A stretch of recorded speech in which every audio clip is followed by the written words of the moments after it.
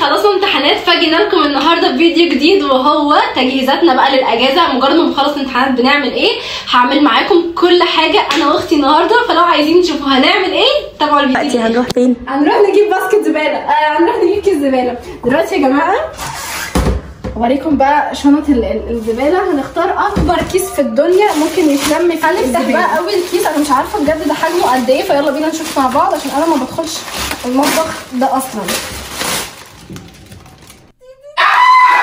يا جماعه قطعت كيس تاني عشان نداري الجريمه، وداريت الكيس اللي انا قطعته عشان ايه امي. ويلا بينا نروح الاوضه مع بعض. دلوقتي يا جماعه جبت الكيس اهو زي ما انتم شايفين كده. تعالوا نشوف بقى، تعالي اوريكم كميه الملازم بتاعتي. انا عايزه اوريكم كده وانا كنت بخلص منهم. اول حاجه عندي هنا ملازم في الدرج كتيره جدا جدا جدا، يعني حاجات كتيره قوي. وعندي مكان تاني برضو محطوط فيه حاجات كتير قوي، وهو الدرج دون لو فيه بقى حاجات كتيره. وعندي كمان شويه حاجات في الشنط. ودلوقتي احنا هنقسم المهام عشان ميبقاش فيه ظلم، عشان احنا عارفين عبير كسليه اصلا، وبما اني بتعبها معايا بقى وهي بتصورني، فانا قلت لها امسكي انت الشنطه وانا هجيب الملازم بتاعتي حبيبتي، متشكرين يعني. فيلا بينا. فبنرمي ولا نبالي. طبعا زي ما انتم شايفين كده ورق مذاكره كتير جدا، وده طبعا خط اختي يا جماعه التحفه ده. هو تقريبا شكل كدب تقريبا. دي كل الورق يا جماعه، الورق ده اكتر ماده احنا اتسوحنا فيها. شكرا. انا كنت عايزه اذكر اسماء، كنت عايزه اذكر اسماء. في ورق كتير قوي. تلخيصاتي برشامي كلها بتترمي يا جماعه. هسيبها على جنب كده لغايه ما نشوف احنا هننجح ولا مش هننجح. هنرمي بقى كل الملازم دي، هي مكانها الحقيقي في الزباله. دلوقتي كمان هنرمي دول يا جماعه بذمتكم. شايفين انا بس هوريكم حاجه بسيطه جدا. احنا كنا في يومين كده قبل الامتحان المفروض نخلص الكلام ده كله، وده بس مجرد يعني خلاصه، يعني مش اللي هو المناسبه بقى في ملزمه حاجه مؤاخذه بجد يعني. بس ايه الحاجات دي لازم تتقطع عشان انا حاسه ان انا جايبه زياده ان شاء الله في الماده دي، فقطعتها بقلب جامد. ودلوقتي اكيد ما خلصناش بعد كل الزباله دي يعني، لا احنا داخلين على تاني درج. يلا عندنا بقى اكياس هنا حلوه مش هنرميها، ممكن نستفاد بيها باي حاجه. 1 2 3. هو في كتير قوي يعني، احنا لو كنا عدينا من الاول ما كناش خلصنا. الماده اللي اتسوحنا فيها يا جماعه، الورق ده مهم. ده ورق ده هو الترجمه يا جماعه. كل الورق ده بجد دليل على ان احنا كنا بنذاكر، يعني احنا عارفين ننظم الوقت. الحمد لله الحمد لله. في ايه تاني ممكن يترمي؟ يعني فضيت اللي فوق دول. دلوقتي هيجي دور اختي بقى في انها تعمل اللي تحت دول، عشان خاطر بصراحه كده كتير وكده اوفر يعني. كتير كده نخرج بقى كله مره واحده ونرجع، يعني بكاء على الاطلال. كنت بعيط بالحبر، بعيط حبر. يا لهوي كل ده ايه كل ده؟ انت كنتي بتذاكري من ورايا؟ تاني. لا ده لسه ده واقع من الادراج يا بنتي. اوبس بقى. يلا على الزباله ثاني. يلا على الزباله.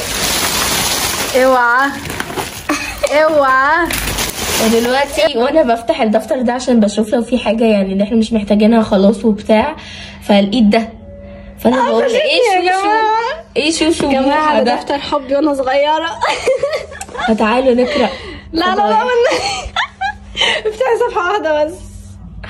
4/3/2017. I love you ايه لا استني يا ماما والله كنت الطابور بتاعي. شوشو صاحبتي كانت صاحبتي. يرضيكي اختك تفتح قدام الناس صراحه؟ ايوه. لقينا عبير عندها ايه، هي اصلا حلمها اساسا من 2003 فاشن بلوجر. بص اصلا عارفين هو ده اسمي عبير. شايفه من صغري كنت دحيحه امتياز وجايز جدا وبتاع.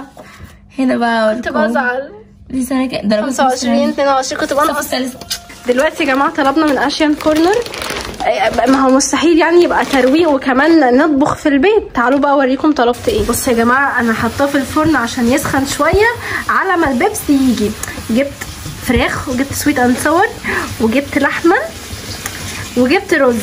يلا بينا بقى يا جماعه افتح الاكل لغايه ما رجعت لقيتها الحمد لله انجزت كتير قوي. بصوا بصوا بصوا الترويق، بصوا الديتيلز يا جماعه. يا لهوي اختي يا جماعه، اللي ما عندوش اخت زي ما بقاش كده. انا على فكره بطبل لك بس عشان روقتي لي.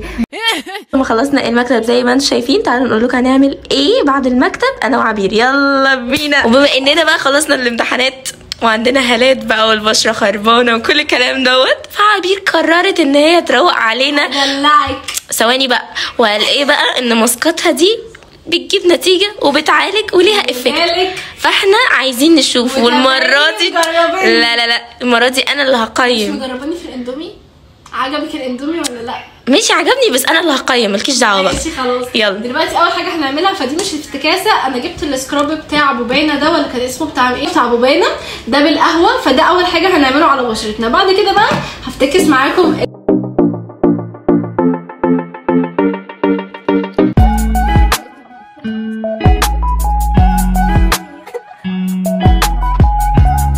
يا جماعه انا قررت ان انا استغل اختي وقلت لها حطي لي انت السكراب والماسك عشان انا اللي عملته، وهي بتقول لي ان هو جاهز. فهي بصوا جاهز. ايه ده؟ حطي لي برده اهو. بصوا يا جماعه جاهز اصلا. يلا بقى مش نظم. يلا انا هغمض عيني واعملي لي.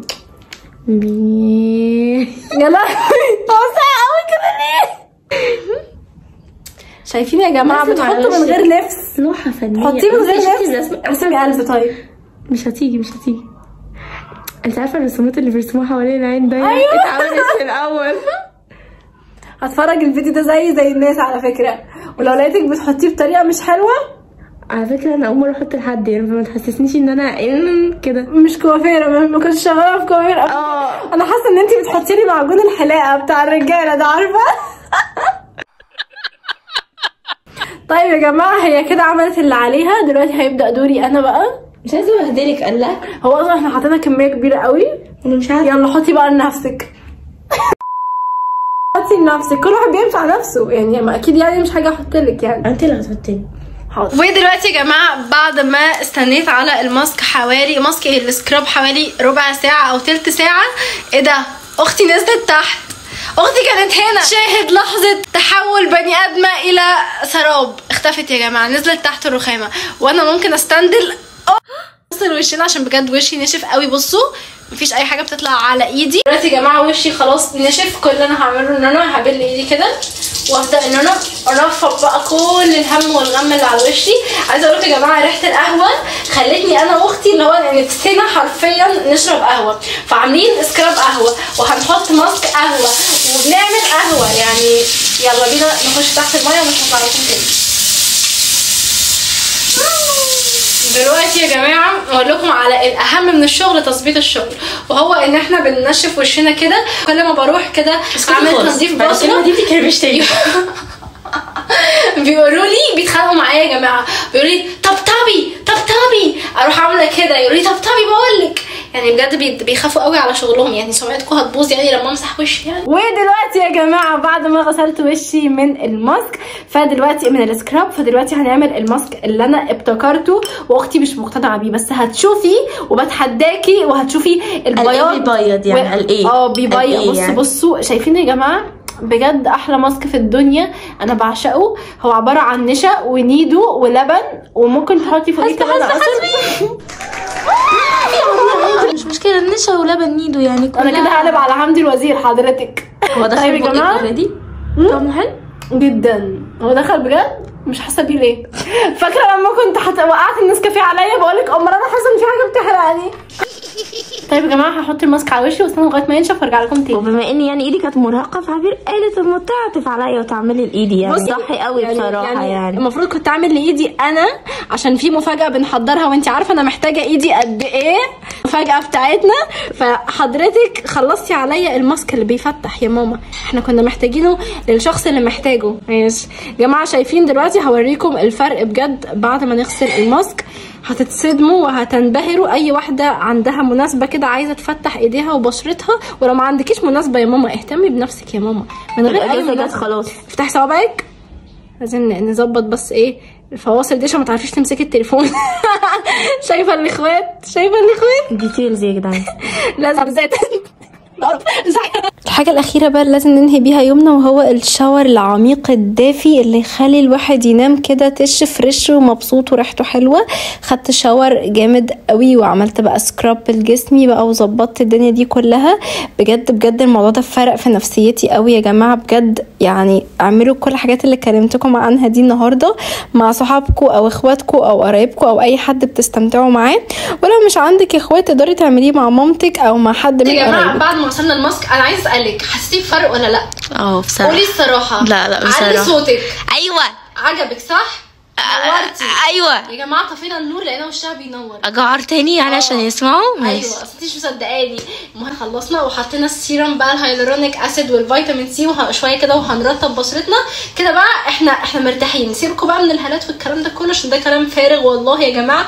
مش مشكله يعني بيحبك على طبيعتك. مفيش حاجه بتشيل هالات. خلينا متفقين ان احنا بنحس بس ان احنا مبسوطين كده لما بنعمل ماسكات وبننضف بشرتنا كده. دلوقتي نيجي لاخر حاجه لازم تحصل بالنسبه لي كده بعد الامتحانات، وهي اني بحب بصراحه احنا يعني بيبقى عندي حماس كبير قوي ان انا عايزه احقق اهدافي بقى، وان انا عايزه في ال 14 يوم دول ببقى عايزه اخلص حياتي كلها في ال 14 يوم دول. وفي الاخر بنام على السرير، بس ده ما يمنعش ان انا لازم اكتب الاهداف بتاعتي على مدار الفتره دي. فانا دلوقتي بقى هكتب الاهداف بتاعتي وبكده هكون خلصت كل الحاجات اللي بعملها بعد الامتحانات. انتوا كمان مكتبوا الاهداف بتاعتكم، حتى لو مش هتعملوها كفايه ان انتوا بتدوا لنفسكم طاقه ايجابيه. حتى لو مش هتعملوا اللي انتوا كتبتوه هتعملوا حاجات تانية. وبس كده فيديو النهارده يكون خلص. استنوا بقى فيديوهات مفاجآت جايه. الفيديو اللي بعد ده على طول هيبقى ضرب نار. عبير ما بتهزرش الفتره بتاعت الاجازه دي، عبير ما بتهزرش. واستنوا مفاجأة الفيديو اللي جاي. يلا باي.